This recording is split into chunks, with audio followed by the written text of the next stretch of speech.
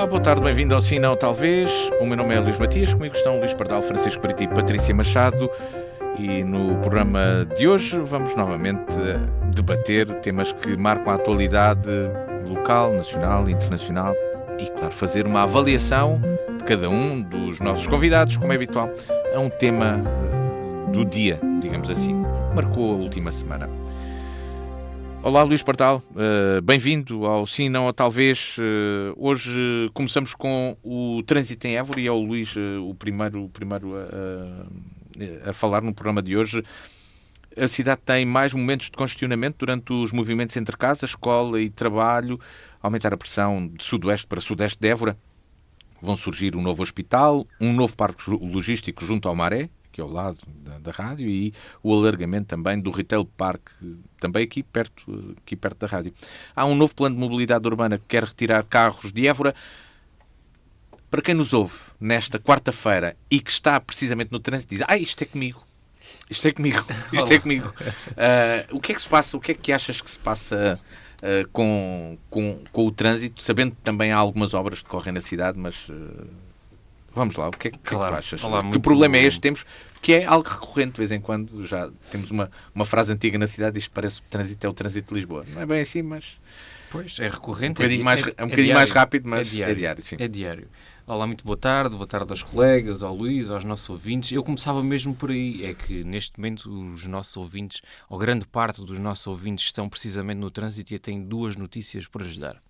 A primeira notícia é que têm, com certeza, muito tempo para nos ouvir na próxima hora, porque com o trânsito que está, enfim, e isso é uma boa notícia, enfim, poderem nos ouvir aqui, a dizer aqui algumas considerações. E tenho uma segunda notícia que essa já é menos boa, aliás, até é má, é que não vejo que a Câmara Municipal de Évora tenha, para os próximos tempos, capacidade de resolver este problema. E, portanto, enfim, essa é a segunda parte, que essa é menos boa. Mas pronto, naturalmente que decorre aqui, digamos, a construção, a idealização, a estratégia do Plano de Mobilidade Urbana, que é retirar carros da cidade de Évora, e isso é naturalmente uma coisa boa, naturalmente que concordo. A Câmara, por, enfim, uma decisão estratégica e que até compreendo, tem feito um grande foco em termos sobretudo no centro histórico, portanto há todo um dimensionamento sobretudo para intervenções no centro histórico, no plano de mobilidade urbana. Ora, enfim, isto em termos de metodologia poderá ser aplicada também a outras partes da cidade, portanto à volta da cidade, mas não nos podemos esquecer que diz-se, não é, que somos a cidade dos 5 minutos, não é? Portanto que em 5 minutos temos a capacidade de nos colocarmos entre chegar a serviços estratégicos e, portanto, mas a realidade é que depois, em horas de ponta, naturalmente que são horas de constrangimento, mas em horas de ponta acontecem coisas incalculáveis. Há alguém que vá do parque industrial e queira ir para o Bacelo, chega à casa mais rapidamente se for por dentro do centro histórico, se atalhar por dentro do centro histórico, do que se for, digamos, à volta da cidade. E isto é um problema. Portanto, se isto é a solução, não é? Se esta é a realidade, atravessar o centro histórico, chega-se a casa mais rápido do que por vias circundantes à cidade, isto é um problema muito grave e que não pode acontecer. Acho que qualquer pessoa compreende isto. Agora, critica-se muito, sobretudo, enfim, não sei se critica muito, mas criticou-se em certa medida algumas intervenções, sobretudo do tempo da gestão do Partido Socialista, sobretudo na zona norte da cidade, com a construção de algumas das vias, não é? Daquelas circulares. Agora, o que é certo é que Évora precisa de ter mais vias dessa natureza, porque isso, digamos que alarga aquilo que é a dispersão do trânsito, e isso é importante. Agora, não podemos olhar para essas vias, digamos, de uma forma isolada, temos que olhar para elas como zonas de extensão habitacionais e de construção. Portanto, diz é que deve existir um investimento na construção. Tem de haver, e termino mesmo já,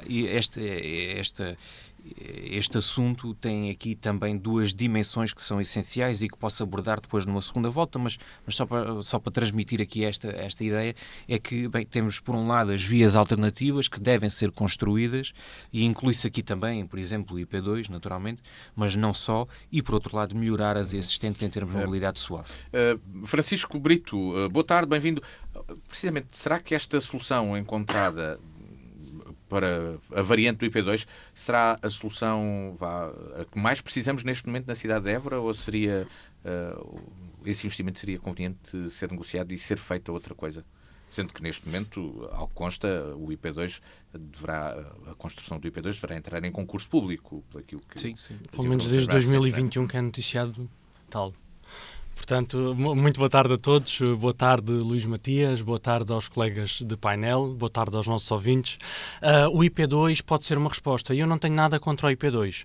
A minha questão é que se estamos a falar constantemente de poucos recursos financeiros, quer ao nível local, quer ao nível nacional, e isto, o IP2, a sua conclusão, é um investimento nacional, eu creio que deveríamos, se calhar, ter outro nível de prioridades. Portanto, se nós olharmos para o IP2, estamos a falar de uma circular muito externa à cidade que vai responder, basicamente, ao trânsito que circula entre Espanha e o sul do país.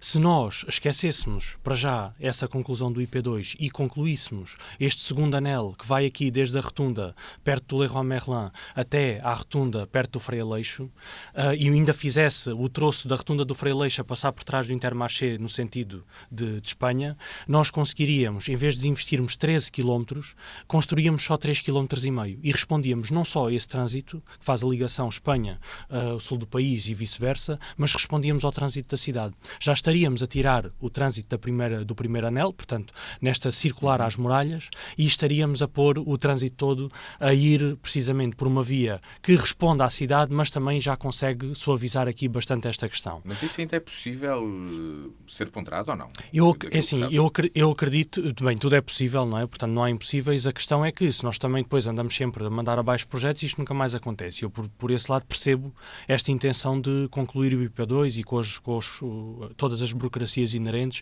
até porque esta questão do concurso já é falado desde 2021, já passaram 2 anos, quer dizer, a primeira ideia já é 2009, às tantas isto parece a história do aeroporto. Portanto, a verdade é que as coisas têm que avançar. Mas seria, na minha ótica, inteligente quem decidiu voltar a colocar isto na agenda e, neste caso, no PRR, tivesse pensado nisto.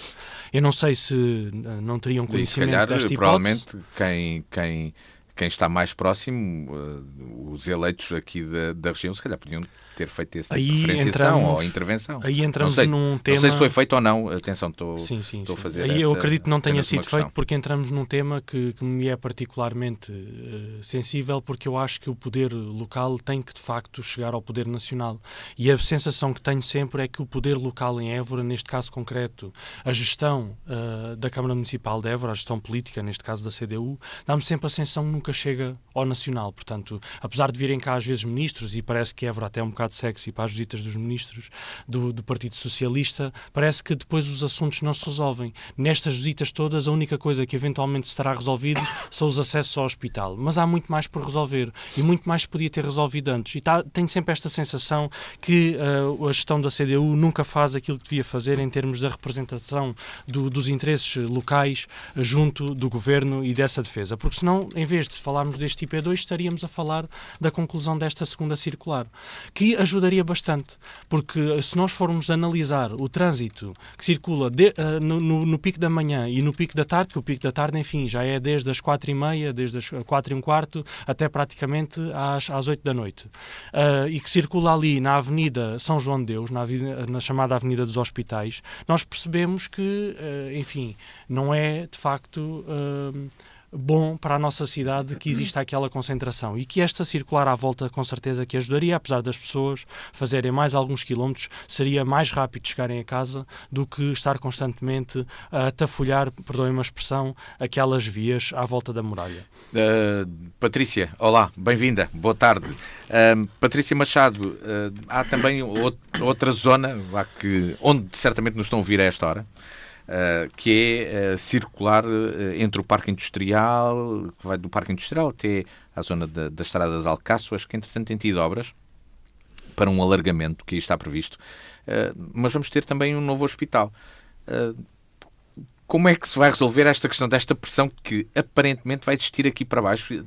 Foi construída uma avenida nova de acesso ao Parque Industrial, mas dá para a Estrada de Viana, não sai para o outro lado, portanto faz um acesso que pode pensar-se tendo uma circular ainda mais distante, quase até Cuba, de quem decide vir para Évora em vez de ir para o IP2 virar para Cuba e vir por Cuba. O que é que... será que estamos a pensar e a ver o que vai acontecer aqui nesta zona da cidade, no aspecto das acessibilidades? Ora, boa tarde a todos, aos meus colegas de painel, ao Luís Matias e aos nossos ouvintes. Nós, falando de um problema de mobilidade ou de questões de mobilidade, naturalmente há aqui vários problemas associados e há várias medidas que têm que ser articuladas, seja no plano local, seja do ponto de vista nacional, que seja do ponto de vista até, diria, de pedagogia e de estilo, não é? Devido a gente tem, naturalmente não estamos aqui a falar disso, mas há um problema não só de Évora, mas no plano nacional de aumento de utilização do transporte próprio, desvalorização do transporte público e, portanto, há aqui também, não só do ponto de vista individual, mas com responsabilidade coletiva e de quem gere as coisas, também de incentivar, seja por via da oferta, do custo da oferta, portanto, a questão do transporte público e que seja, de facto, uma alternativa. Pronto, esse é um aspecto que não queria deixar de sublinhar e até, ao mesmo tempo, valorizar o facto de Évora ser a primeira cidade no país a ter transportes públicos completamente elétricos. Portanto, eu acho que isso também é um aspecto importante. Já aqui foi dito, o próprio plano de mobilidade urbana é uma oportunidade, é um momento de construção também de soluções, de alternativas, daquilo que possa ser viável do ponto de vista das respostas necessárias, analisando e estudando naturalmente aquilo que são os fluxos, os movimentos pendulares, daqueles que são mais extraordinários. Temos aqui várias questões conjugadas. Eu queria também sublinhar aqui dois aspectos que têm a ver, lá está, com a tradução prática das ações de cada um.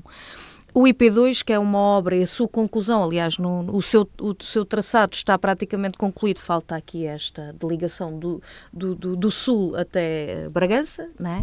Falta aquele nó, de facto, ali de São Manso e este atravessamento de Évora. Ele, indiscutivelmente, congestiona e muito o trânsito. Estamos a falar, quer do ponto de vista de fluxo, quer da qualidade do fluxo, portanto, de transportes pesados, de mercadorias, algumas até perigosas, portanto, que precisa, obviamente, ser desviado. É uma conclusão que não só está falada há muito tempo, como está reivindicada e proposta há muito tempo e que tem sido sucessivamente chumbada.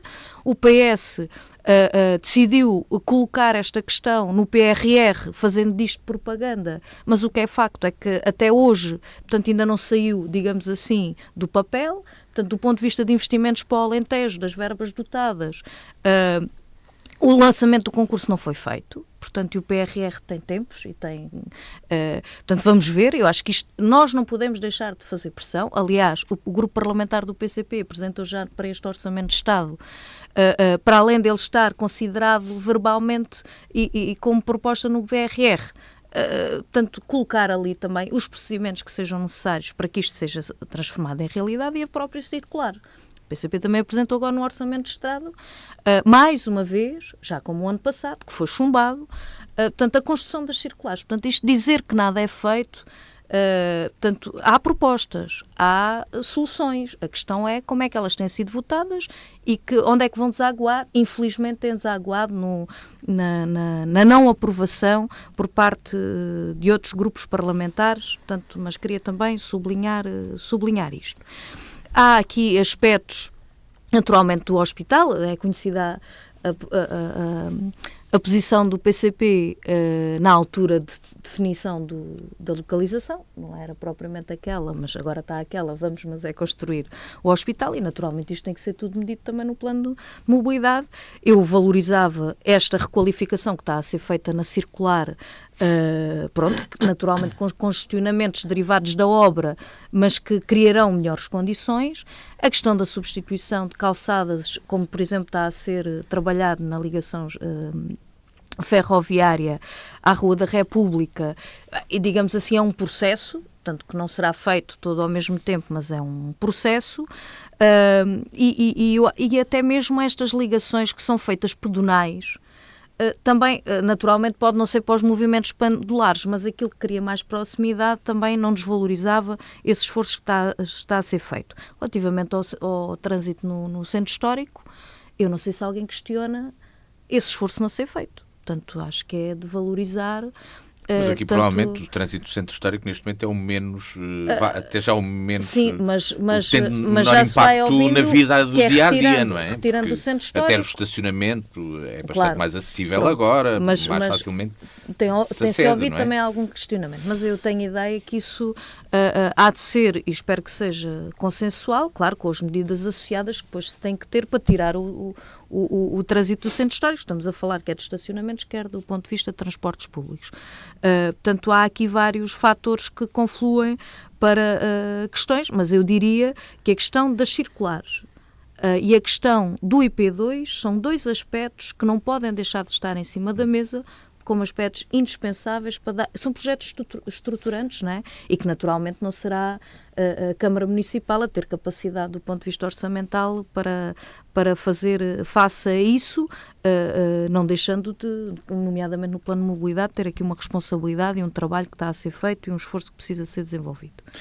Luís Pardal, foi apresentado então na Câmara, julgo que aí à volta de um mês, pouco mais de um mês, o tal plano de mobilidade, assim de uma forma mais sintética, o Plano de Mobilidade Urbana Sustentável, e neste documento podem-se ler alguns itens, alguns vetores principais, mas há conceitos como densidades de ocupação mais elevadas que contribuem para tornar o transporte público mais viável, também o incentivo a deslocações mais curtas, modos suaves e ativos.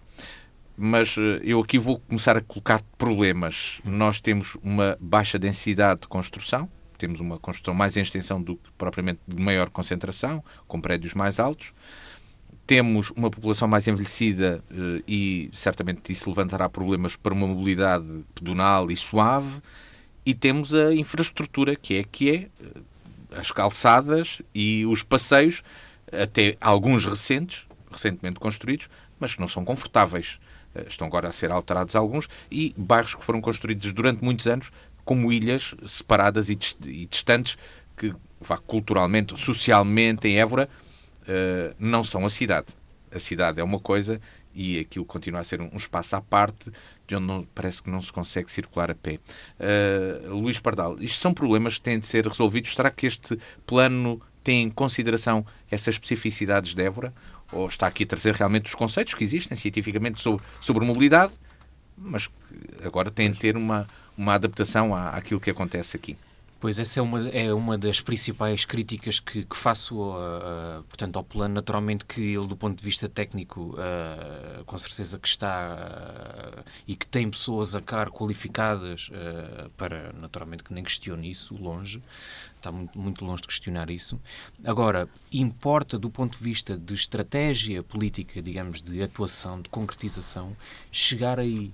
Chegarmos à realidade de cada bairro, chegar à realidade de cada aglomerado populacional, porque nós podemos fazer várias experiências.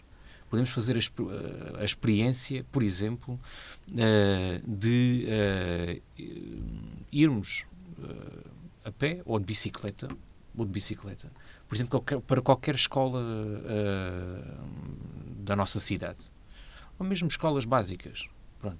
A maioria das escolas básicas, à exceção da Manuel Ferreira Patrício, e eventualmente da Galopim de Carvalho, mas sobretudo à exceção da Manuel Ferreira Patrício, todas as outras escolas têm uma dificuldade enorme, as crianças têm uma dificuldade enorme para chegar lá de bicicleta. Os passeios, não há uma mobilidade suave. E, portanto, é um público muito interessante, as escolas, porque, bem, nós autonomizamos as crianças, passamos-lhes confiança, mas para isso acontecer, os pais naturalmente têm que se sentir seguros. E para isso acontecer, tem de haver uma mobilidade mais suave. Isso tem que estar pensado, tem que estar estrategicamente definido. E vejo que não está. Este é um caso, por exemplo, das escolas. Mas vamos a outros. Bairros periféricos, não é? Bairro de Santo António, bairro de Santa Luzia, enfim, são alguns exemplos de que de facto são quase ilhas, mas que depois é difícil de circular. O bairro da Comenda, penso que não sei se disse, tem aqui duas dimensões. É muito difícil circular dentro do bairro, sobretudo porque a maioria destes, ou alguns destas habitações foram construídas num tempo e, portanto, e com um propósito pouco apoiado em termos de urbanização, ou até de génese ilegal, por vezes, e, portanto, não se teve em conta, digamos, há ruas que não têm espaço para ter um passeio. E, portanto, que o idoso, não é, ou a pessoa com mobilidade reduzida, partilha aquela via com carros, e com carros a circular e com carros estacionados. Há centenas destes exemplos. Ora, isto é uma dificuldade e reconhece que não se pode partir casas, não é, para construir passeios. Mas é uma realidade que, enfim, e aqui digo que, sobretudo, técnicos especializados têm que pensar sobre isto, têm que apresentar soluções, e o Executivo camarário tem que apresentar, de facto, essas soluções. Agora, a ligação desses bairros ao centro, não é? Ainda há pouco tempo nós falámos que, enfim, e até aponto isso, digamos, com um sinal positivo, por exemplo, a construção na Estrada dos Aliados, desse passeio que tem sido bastante reivindicado, inclusive, já agora, passo aqui a parte, a Junta de Freguesia tem também defendido bastante isso, porque, de facto, nós precisamos de fazer ligações dos bairros periféricos à zona da cidade. Portanto, isto é a verdade lá para Alice, mas que é preciso priorizar. É esse o principal crítica, é priorizar. E, por exemplo, deixa-me só terminar, a nível do abaixamento das passadeiras, temos que entrar numa nova fase de, enfim, passadeiras que permitam, inclusive, em visuais, pessoas com mobilidade reduzida, que possam passar. Quer dizer, isto é básico. Agora, por favor, dá-me só 20 segundos, muito que queria falar aqui ao sobre o IP2, o impacto, digamos, sobretudo, dos caminhões e tudo mais. Portanto, o IP2, enfim, teve alguns no tempo, aqui há uns anos atrás, foi parado pelas razões que sabemos, sobretudo pelo PSD-CDS. Agora, o que é que acontece? Está previsto para estes meses, agora, enfim, estamos nesta circunstância, mas está previsto para estes meses ser lançado o concurso. E quero acreditar que irá acontecer, porque, inclusive, os nossos deputados... Não, é a realidade. Não, isso é a realidade. Mas queria só chamar aqui a atenção do seguinte: nós muito em breve vamos ter também o comboio das mercadorias a passar. Nós não nos podemos esquecer que Évora é uma cidade, não é, em que é inevitável que as cargas de Sines para a Europa passa aqui em Évora, não é? E, portanto, quando nós tivermos o comboio também a funcionar, tens de ser isso ao PS. Vamos retirar... Vamos terminal de Évora. Não, vamos retirar... Não, mas ele disse bem, vão passar, ele não disse que vão parar, ele disse que vão passar, porque efetivamente passam, só não param. Vão retirar daqui bastantes caminhões. Não, isso foi porque o PC e a Câmara de Évora não teve a capacidade de negociar. Mas achas que isso irá retirar tráfego? Eu, como é burense, defendo que deve haver aqui uma plataforma logística. Agora, mas isso acontece, ainda há bocadinho a Patrícia estava... Nós apresentámos, votámos e foi chumbado. Pois, mas isto implica negociação, implica capacidade de negociar, e com o PC, como sabemos, muitas vezes é estanque e depois é difícil de negociar. Francisco Brito, há este conceito de que as densidades de ocupação mais elevadas contribuem para tornar o transporte público mais viável. Isso nunca foi propriamente uma bandeira de nenhum executivo em Évora e praticamente no Alentejo, não sei, mas falo de Évora. É necessário também desmistificar este pensamento, apesar de existirem condicionantes, nós sabemos, por causa da proteção e da classificação de Évora Património Mundial, e estamos aí a chegar a uma data importante, o 25 de novembro, data em que isso aconteceu há 37 anos, julgo, acho que já vamos para aí. mas é necessário desmistificar algumas questões neste aspecto e relativamente à utilização, também nós, utilizadores, ainda continuamos a acreditar que esta é uma cidade dos 5 minutos e que se calhar não é bem assim. Temos de pensar também nós próprios na nossa vida de outra maneira, como é que nos movimentamos ou como é que priorizamos as nossas ações, porque não vamos conseguir chegar a todo lado em 5 minutos. A curto prazo, eu acredito que, de facto, tem que haver essa consciencialização e essa adaptação. Portanto, a cidade não é uma cidade dos 5 minutos. A ambição era que fosse uma cidade dos 15 minutos, que já não é. E acredito que, acima de tudo, temos de fazer esta adaptação, porque mais rapidamente nós nos adaptamos do que a Câmara Municipal de Évora fará alguma coisa para resolver esta situação. Sim, mas aqui também há um intuito, por exemplo, neste plano, que não é de aumentar o número de vias, é precisamente o contrário, é reduzir as vias de circulação, por exemplo, automóvel. A questão aqui é que o plano de mobilidade sustentável científico, técnico, que diz que dessa forma consegue-se fazer com que as pessoas tenham outras formas de mobilidade. O plano de mobilidade sustentável urbana de Évora, para mim, é um bom documento e que estrutura, de certa forma, estrategicamente estas questões. E aposta na redução da circulação, e eu não vou falar do centro histórico, vou falar só da circulação à volta, porque creio que é isso que está em causa neste tema de hoje, e reduz essa circulação automóvel, por assim dizer. A questão aqui é que, se houver infraestruturas para as pessoas circularem a pé ou de bicicleta, como aconteceu, por exemplo, e acho que é um bom exemplo, a questão da ligação ciclável entre a Porta da Viz e a escola do Bacelo, a escola Galopim de Carvalho, nós vemos que as pessoas começam a usar. Portanto, se as pessoas tiverem infraestrutura ciclística ou pedonal, as pessoas usam. E aí nós conseguimos diminuir o tráfego automóvel. Agora, a questão é que não fazer esta infraestrutura, ao fazer a conta-gotas, como tem acontecido. Portanto, eu estou a dar este exemplo, infelizmente não posso dar mais, porque foi aquilo que a Câmara de Évora fez, realmente em investimento estratégico para a ciclovia, foi fazer uma ciclovia, que entretanto já foi 1000 vezes buracada e ainda agora é preciso ser reparada novamente.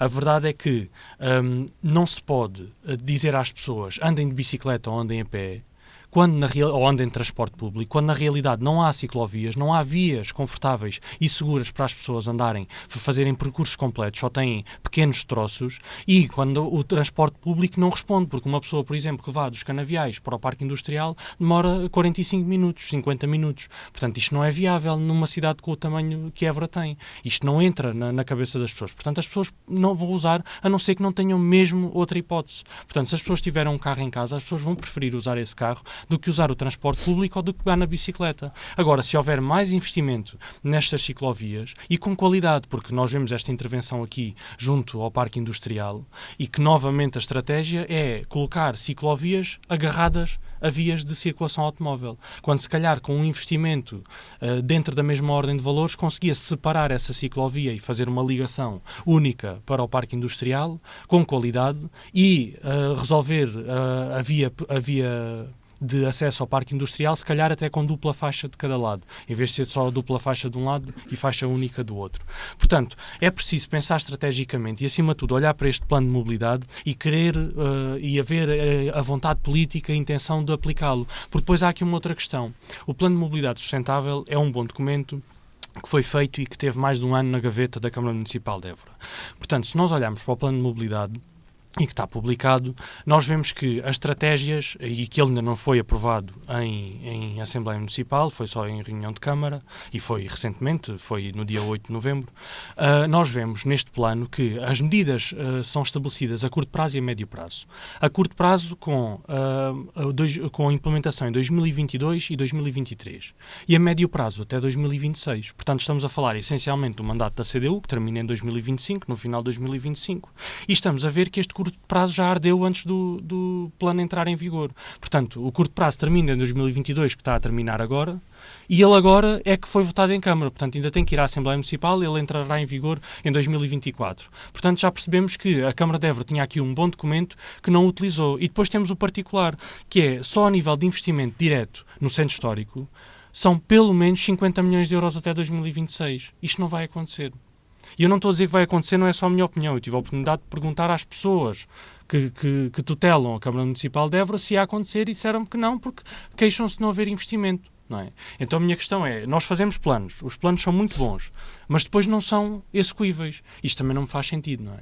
Portanto, faz sentido nós termos planos, serem estratégicos e serem uma visão a longo prazo, a curto, médio e longo prazo da cidade, mas acima de tudo que sejam execuíveis, principalmente quando olhamos para o curto prazo.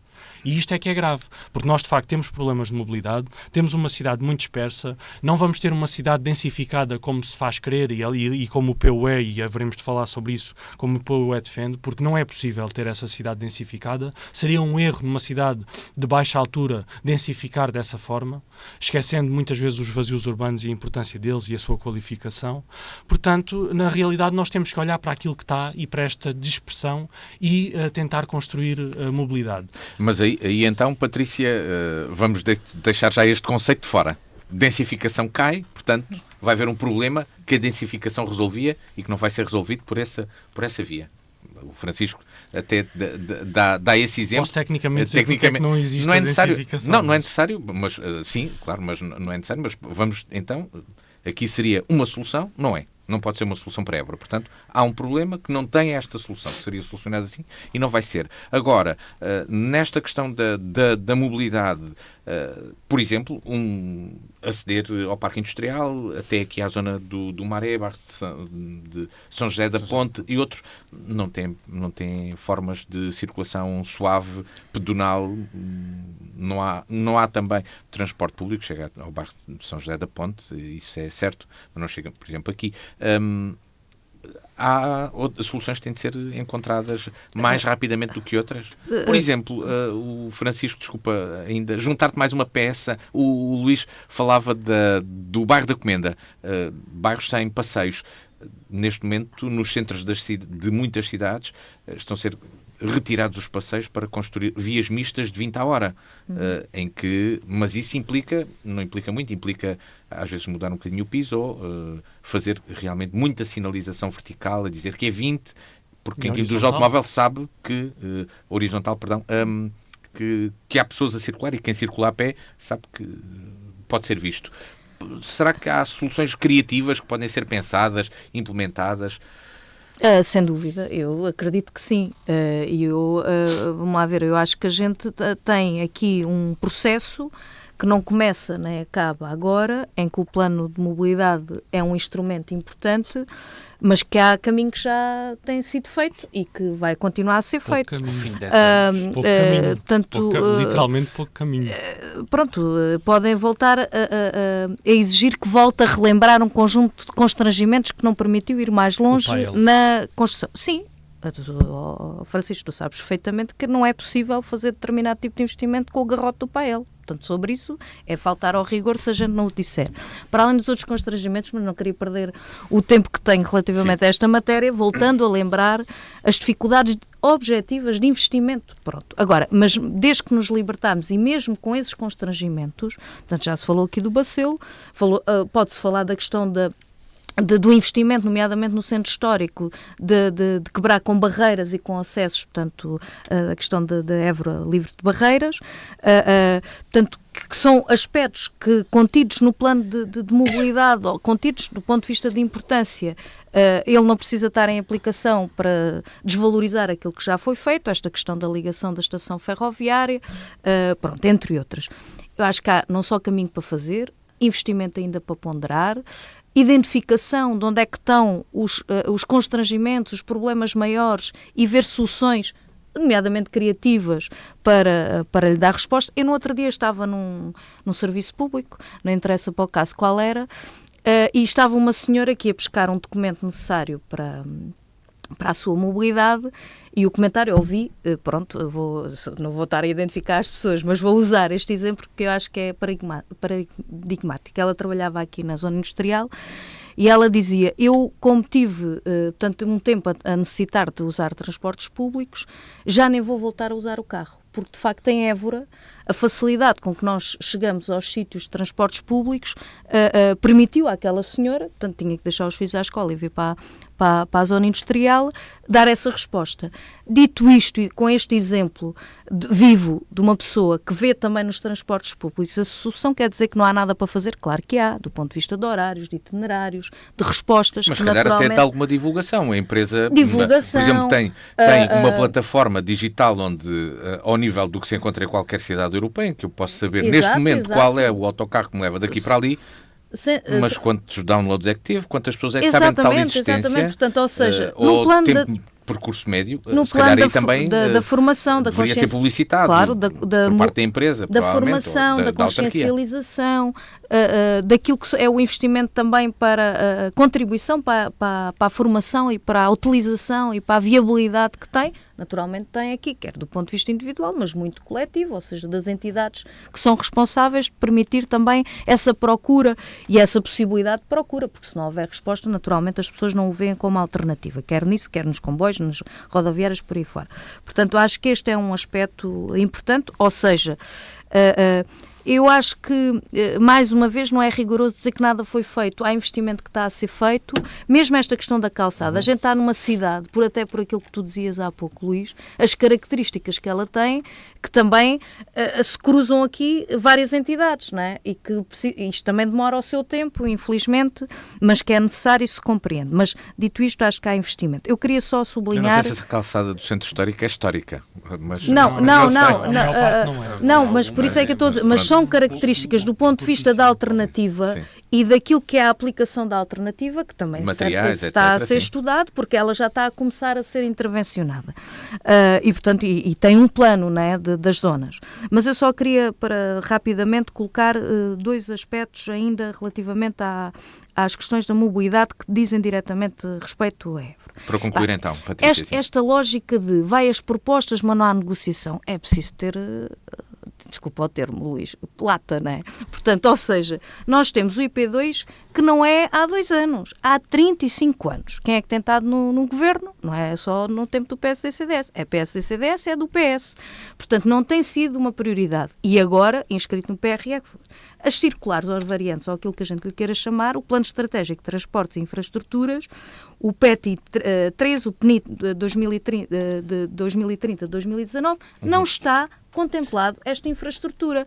E quando vai a proposta, portanto, tem sido deixa uma crítica também a essa questão da negociação. Portanto, quem tem a faca e o queijo na mão também tem que ter outra atuação. Vamos para outro tema neste Sim ou Talvez, com o Luís Pardal, Francisco Brito e Patrícia Machado. O Luís traz-nos a questão da consistência das acusações do Ministério Público, no caso influencer, a decisão do Presidente da República para eleições legislativas e as recentes sondagens que apontam Pedro Nuno Santos como o próximo Primeiro-Ministro de Portugal. Ora, Luís Pardal, queres falar do PS? Óbvio. Não, eu quero falar... Diz lá, então, não, para já esta tua... Mais uns minutos. O Luís Pardal, os nossos ouvintes também percebem esta forma de estar do programa, mas percebo que tens aqui uma primeira preocupação, que são as acusações do Ministério Público. Tem existido diversas críticas ao Ministério Público. Ainda hoje foi publicada uma entrevista, mas a um representante judicial dos juízes. Peço desculpa que não tenho aqui informação. O presidente do sindicato dos juízes. Dos juízes, que diz que, atenção, não se pode andar aqui a criticar o Ministério Público e a querer acabar com a independência do Ministério Público. Isto é uma fase inicial de investigação e tem de ser feita por obrigação da lei. Mas o certo é que há muitas críticas à consistência das acusações e houve pessoas que tiveram 6 dias na cadeia e saíram de lá sem qualquer suspeita de crime. Naturalmente, portanto é precisamente por isto que suscito este tema, até porque não parece passar um dia sem que venha à luz mais um detalhe que descredibiliza, de certa forma, algumas suspeitas que tenham sido levantadas. Portanto, aquilo que conhecemos hoje tem mais fragilidades do que aquilo que conhecíamos no dia em que tudo isto começou. No dia em que tudo isto começou, eram todos criminosos e iam ser todos presos. Hoje, passados estes dias e estas semanas, muitas das situações estão mais fragilizadas. Quer dizer, e não nos podemos esquecer de que estão aqui em causa escutas mal transcritas, um António Costa que afinal não era o Primeiro-Ministro, uma portaria errada, uma reunião que afinal não aconteceu no sítio em que se dizia que tinha acontecido, que era na sede do PS, os sinais de moralismo, de certa forma, enfim, do Ministério Público, que tem suscitado para muitas fações e para muita gente alguma contestação. Temos o juiz a dizer que não houve corrupção, 17 dos 27 crimes caíram, um Presidente de Câmara que viu a sua vida, digamos, de certa forma, a desabar, a ser enxovalhado, a ser envergonhado e que afinal saiu-se com uma evidência clara que não é criminoso. Quer dizer, quem é que repara isto, não é? Portanto, isto são situações de facto são preocupantes.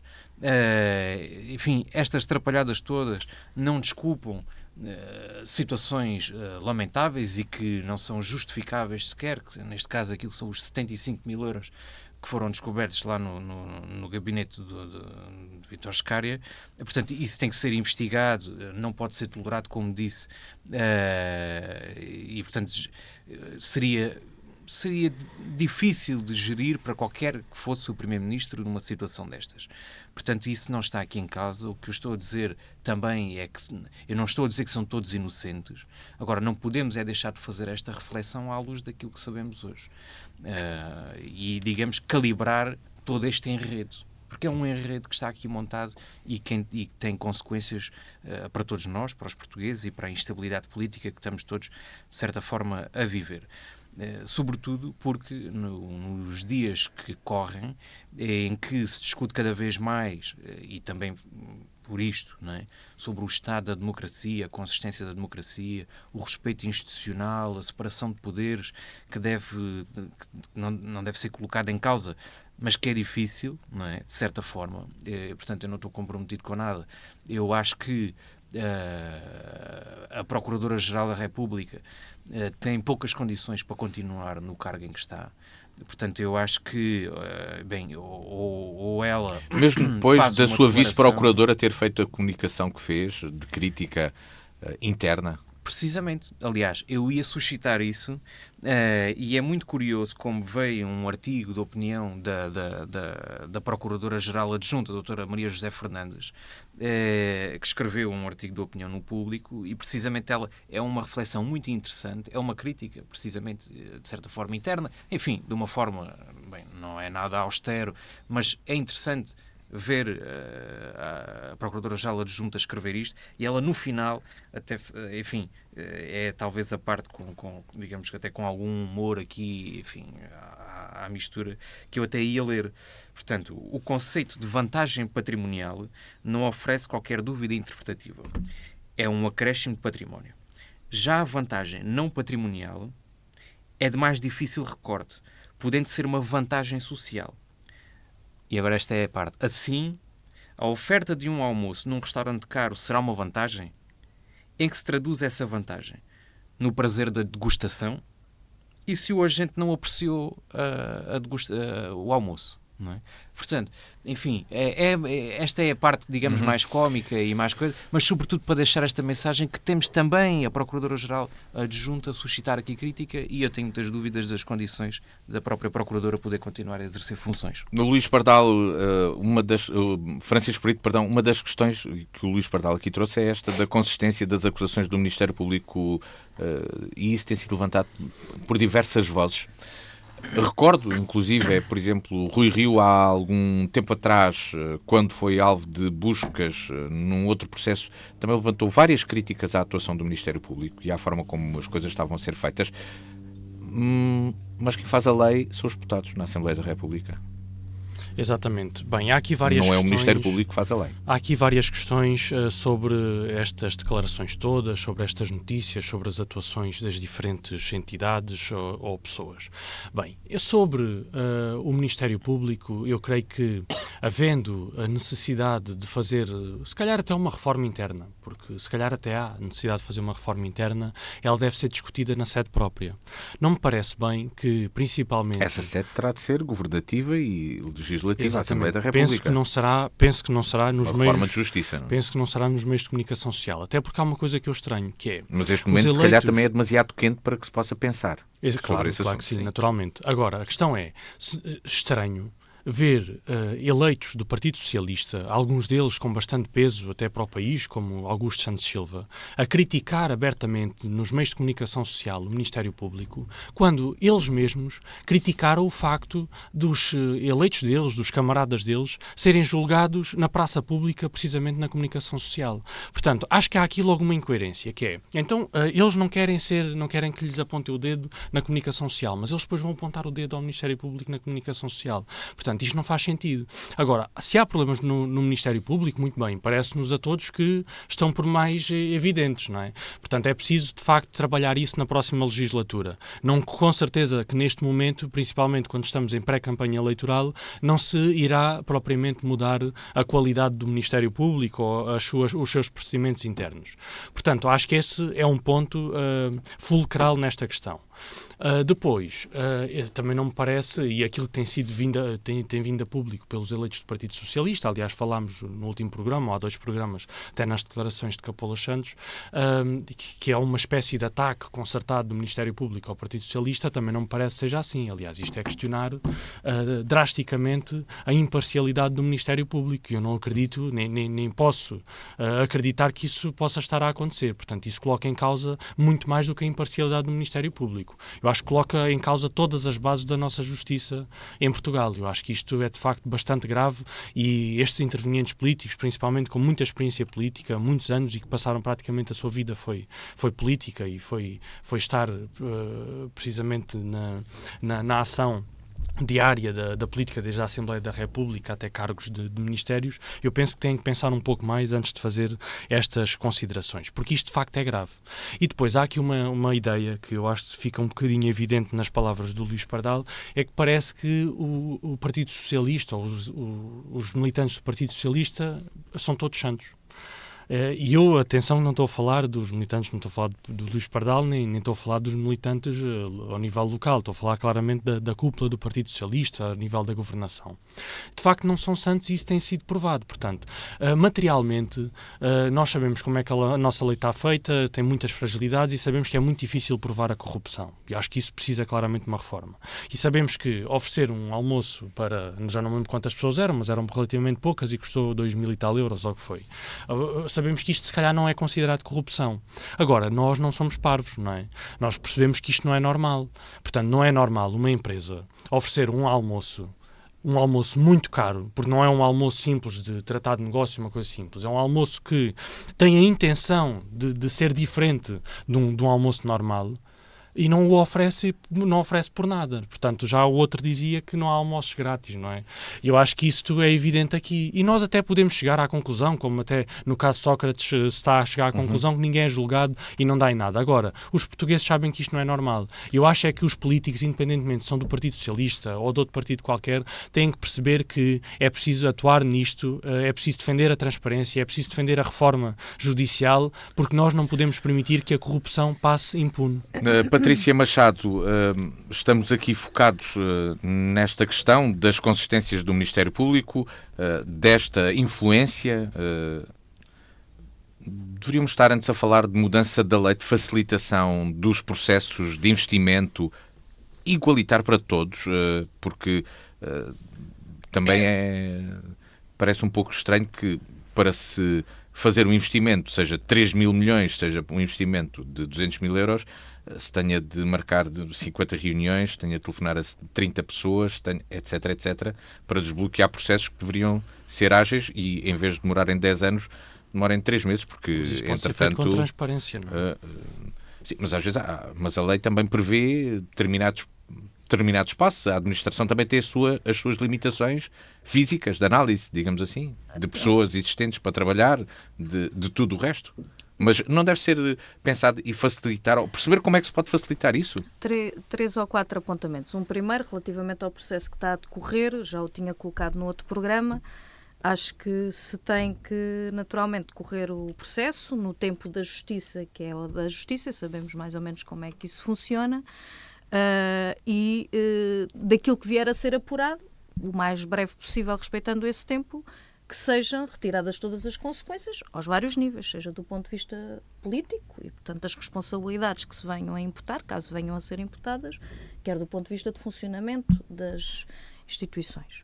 Portanto, que se retirem todas as consequências e que se debatam todas essas consequências. Daquilo que foi agora mais recentemente conhecido, segundo o apuramento do Tribunal de Instrução Criminal, quanto às suspeitas de corrupção, terá dito que não teriam relevância.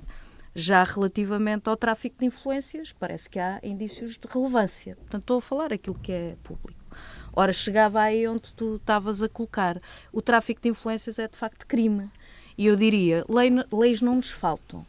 Aliás, portanto, a questão depois é os meios para as aplicar, e existem, é verdade, quando se fala destes casos de corrupção, parece que vem logo um concurso de ideias daqueles que mais ideias possam ter para combater. Se não houvesse, de facto, leis que permitissem, não tínhamos tido já banqueiros. Demoram tanto tempo não teríamos já banqueiros presos, não quase teríamos já... um pedido administrativo de que só se resolve dessa forma, com influência, com corrupção. Não, mas eu ia chegar. Uma coisa é criar os meios para que a justiça tenha o tempo que é o dela, mas que funcione de forma correspondente àquilo que é necessário também para dar confiança e para dar também, digamos assim, alguma confiança, né? que será um perigo se a gente a abalar, não é? Mas não é por acaso que o PS, e com o aplauso do PSD, do Chega e da Iniciativa Liberal, está agora em discussão esta questão do lobbying. Ora, o que é o lobbying? Na prática, é a legalização do tráfico de influências. Portanto, é criar um mercado que facilite o tráfico de influências. A gente veja o que aconteceu, quer em governos do PS, quer do PSD, com ou sem o CDS. Os processos de privatização. Há lá a coisa mais clara e escancarada daquilo que foram ministros, pessoas com influência, envolvidos diretamente naquilo que são os processos de privatização, e alguns deles depois passaram para as administrações das empresas. O que a gente está a discutir é, de facto, criar e dar a ideia de que isto facilita e agiliza, quando não há falta de leis, pode haver falta de meios à justiça funcionar, para procurar criar e legitimar e legalizar o mercado de influências, criando os tais gabinetes de advogados, especialistas nestas negociações, mas para beneficiar quem? Agora a gente viu, tanto é a Galp, é as EDPs, veja-se a questão das barragens em Trás-os-Montes, veja tantas outras questões que sistematicamente estamos a ser confrontados. Onde é que está o cerne da questão? E, portanto, a questão não está aqui no tempo, e se a gente legitima e acha normal por haver, digamos assim, o tal mercado legalizado de influências, já é mais correto, portanto, haver essa influência, haver negócios de milhares de milhões que beneficiam sempre os mesmos e que naturalmente depois têm aqui teias, no mínimo suspeitosas, relativamente a essa matéria. Portanto, eu acho que é preciso estar com muita atenção e perceber o que está por trás desses alçapões, porque há leis no nosso país que permitem o combate à corrupção. Há mecanismos, por exemplo, voltando a esta questão do Ministério Público, porque é que a PJ foi afastada do caso. Portanto, há questões de meios, de capacitação e da independência da justiça perante. A gente tem países, por exemplo, a França, em que é governamentalizada esta questão do Ministério Público. E onde isto está a procurar levar é legitimar essa governamentalização com isso. Tudo o que isso implica e, acima de tudo, não permitir a subversão que há entre o poder político e o poder económico. Muito rapidamente, uma ronda muito rápida para irmos ao sino, ou talvez, Luís Pardal, leitura sintética da crise política, que era uma pergunta que tu fazes. Pronto, isto há muito a dizer, ainda sobretudo até aquilo que a Francisca... Mas tens 30 segundos. Já estás no nível... Já vou misturar. Já vou com nossos dois aqui, fica baralhado. Ele hoje está de frente para o Francisco e para a Patrícia. É que isto, o estado do PS, está a levar aqui a condições extremas para o... Já estão aqui... Enfim, mas já havia muito para dizer, até porque, bem, qualquer dia temos que... A realidade é esta. Uma circunstância é corrupção e ganhos particulares. Outra é... o tráfico de influências. Não é questão... Enfim, tráfico de influências. Ser pessoal e ser estatal. Quer dizer, estamos a falar de negócios de milhões e 1.000 milhões e tudo mais. Quer dizer, qualquer dia tem de haver um caderno, não é, descritivo, o que é que o eleito político pode e não pode fazer, quer dizer, porque senão isto há condições de temos que andar aqui todos com pezinhos de lã, de certa forma, e com até alguma hipocrisia. Não estou a chamar a Patrícia hipócrita, estou a falar sim sobre esta situação de negar, quer dizer, que um Primeiro-Ministro não possa ter influência, não possa ter capacidade de negociação, de ponderação, quer dizer, quem está eleito tem que... Dois princípios. Não retirar ganhos particulares. 2, salvaguardar o interesse do Estado. E salvaguardar o interesse do Estado é ter essa margem para negociar. Pronto, mas era sobre isto que queria dizer. Para passar ao Francisco. Então, queres terminar? Luís, não, eu acho que a última... Então, 20 segundos. A última sondagem que aponta, enfim, uma vantagem clara de Pedro Nuno Santos e José Luís Carneiro face ao Montenegro, com a diferença aqui para Pedro Nuno Santos, é muito interessante e que, enfim, teremos aqui as próximas semanas e meses, creio eu, de algum distanciamento à medida que as pessoas vão percebendo a liderança que pode estar no Partido Socialista. Francisco, a tua leitura breve da situação. Eu não vou falar sobre o Sócrates 3.0, vou só falar duas questões muito rapidamente. Pois não, mas eu não vou entrar por aí. O Sócrates 3.0, quem é que colocas? É o Pedro Nuno Santos. Porque, enfim, o José Luís Carneiro parece bastante mais sensato, portanto isso não interessa à cúpula do Partido Socialista, interessa a um que siga aquilo que o Partido Socialista construiu durante praticamente 50 anos. Bem, sondagens. Em Lisboa, Medina destacava-se com uma maioria absoluta frente a Carlos Moedas, pelos vistos as eleições mostraram o contrário, portanto ainda temos muito tempo para falar. Em março veremos o resultado disto tudo. Em relação à questão das influências, eu creio que a Patrícia também espalha aqui um bocadinho aquilo que nós temos falado ao longo deste tempo todo de programa e em relação à Câmara de Évora e à falta de capacidade depois da Câmara de Évora conseguir gerir investimentos. Eu acho que isto tudo depois está relacionado e falo desta questão concreta e local para vos dar depois um exemplo. A influência faz parte. A política e um político e um Presidente de Câmara ou um Primeiro-Ministro tem que influenciar. É por isso que é eleito. Agora, essa influência tem que ser legal e transparente. Portanto, também é bom que seja debatida e bom que seja regulamentada. Ao nível local, o PSD propôs, desde o primeiro orçamento deste mandato autárquico, propôs à CDU que criasse a agência Évora Invest, que era uma agência precisamente para que qualquer empresário pudesse chegar à Câmara de Évora e pudesse, com transparência e com igualdade de circunstância perante todos os demais, investir em Évora e tivesse condições especiais e legais para investir em Évora, mas porque houvesse este caminho, quase uma via verde de oportunidade. Claro que a CDU tem deixado sempre no papel, inscreve para ver se consegue gerir ali a aprovação do orçamento, mas deixa sempre no papel sem fazer nada. E isto não deixa de ser influência, mas é uma boa influência. E é uma questão de transparência acima de tudo. Patrícia, uma leitura então da crise política atual, até já com os modos que aqui foram deixados eu diria que não há crise política, até porque a crise leva-nos logo para uma perspectiva, pronto, e às vezes não é inocente levar para essa perspectiva. O que há, diria até, é uma oportunidade, que os portugueses, devido aos acontecimentos, naturalmente, demissão do Primeiro-Ministro, dissolução da Assembleia da República e convocação de eleições antecipadas por parte do Presidente, leva-nos à oportunidade dos portugueses colocar e refletir do que é que está em causa. Nós tivemos nos anos portanto, democráticos, nos últimos 40 e muitos anos, governos 20 e tal anos do PS, 20 anos... perto disso, PSD com ou sem CDS. Sabemos a vida das pessoas hoje. Não podemos estar à espera até março para resolver problemas que são prementes na saúde, nas questões laborais, das reformas, dos salários, da educação, da habitação, por aí fora. Portanto, esta questão de que agora vamos ficar à espera de alguma coisa. Portanto, o outro aspecto que queria colocar ligado a essa oportunidade é as sondagens têm pés de barro, têm sido demonstradas, o que vai decidir, de facto, são as opções das pessoas. E o que as pessoas precisam de decidir não é entre um PS que deu provas, porque o PS é só um, não há o do Carneiro, é só um. Aliás, o Pedro Nuno Santos teve bastantes responsabilidades, quer no caso da habitação, quer do processo de privatização de TAP e outras infraestruturas.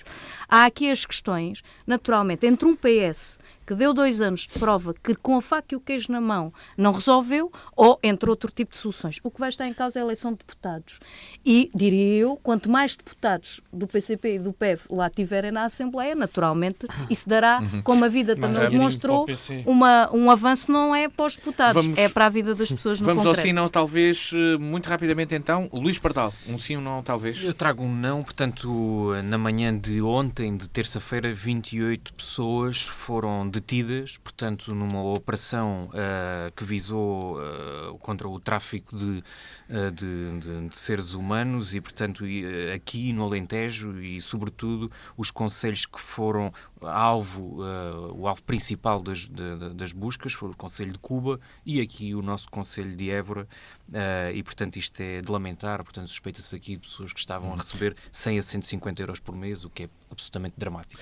Francisco Brito, um sim não, talvez? Ora, eu hoje trago um sim à apresentação do livro A Arquitetura do Renascimento no Sul de Portugal, que é uma obra notável da história da arte e que reflete muito daquilo que é o património do Centro Histórico de Évora e também de Vila Viçosa, e será apresentada no próximo sábado às 11 horas, também a assinalar o 37º aniversário da classificação do Centro Histórico de Évora como Património da Humanidade, e vai ser apresentado num sítio que é muito pouco conhecido dos évorenses, que é a Sala do Antecoro do Convento da Graça, que é a primeira reprodução do Panteão de Roma em Portugal e que é bastante interessante e que será apresentado ao público, portanto vale a pena e é um sim para esta obra notável. Patrícia Machado. Eu não vou alterar, também trazia este não, de facto, a esta inqualificável situação de tráfico humano em pleno século XXI, não só inqualificável porque as pessoas em si estão a passar, pela permissão, aliás, declarações de um governante do Partido Socialista hoje na rádio, que só via era que era difícil combater porque é um negócio muito lucrativo.